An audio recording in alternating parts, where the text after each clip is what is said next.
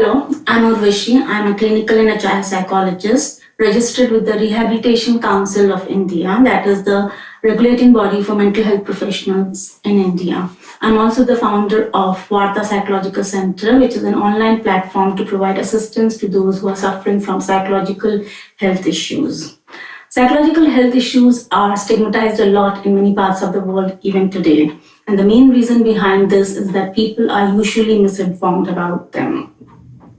The first thing to understand is that psychological health issues are just like any other health issues, and they can happen to anyone irrespective of age. And when I say irrespective of age, I mean they can happen to elderly population, adult population, and child population. In my practice of more than 15 years, I've often come across children who had problems associated with psychological origin. Now, this may come as a surprise to many because usually we think of children as happy-go-lucky souls who have nothing to worry about. With this, I would like to burst a common myth associated with psychological problems that they don't happen to somebody who stays happy and positive. Well, it can happen to anyone. A second myth that is associated with psychological problems, particularly in the case of children, is that mental retardation is the only problem that children can have of psychological origin.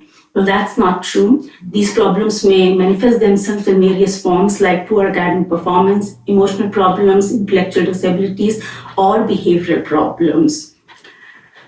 Now, as a parent, usually we fail to identify them, because we have a very casual approach to these issues.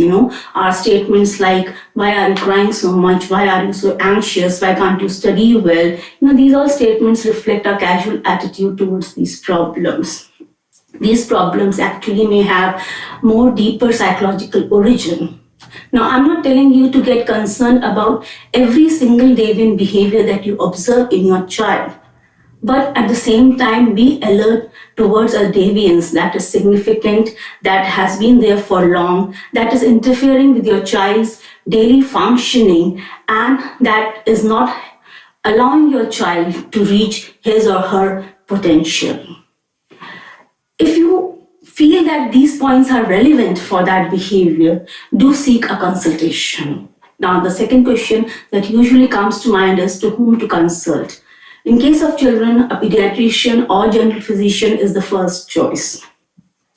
Well, I won't say that don't go to them, but any problem that is associated with a psychological origin is better dealt with a child psychologist or a child psychiatrist. And please bear in mind that when you go to a child psychologist, you go to a proper licensed practitioner.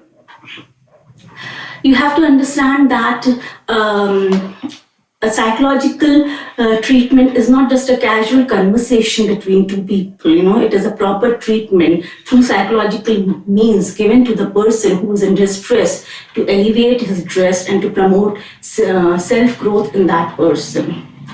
In certain cases, medication is also required if the problem is too severe, and in that case, a psychiatric consultation should be sought after. People usually have a lot of confusion about medication and the side effects, but I'm sure a quick talk with a psychiatrist will resolve all those issues in your mind.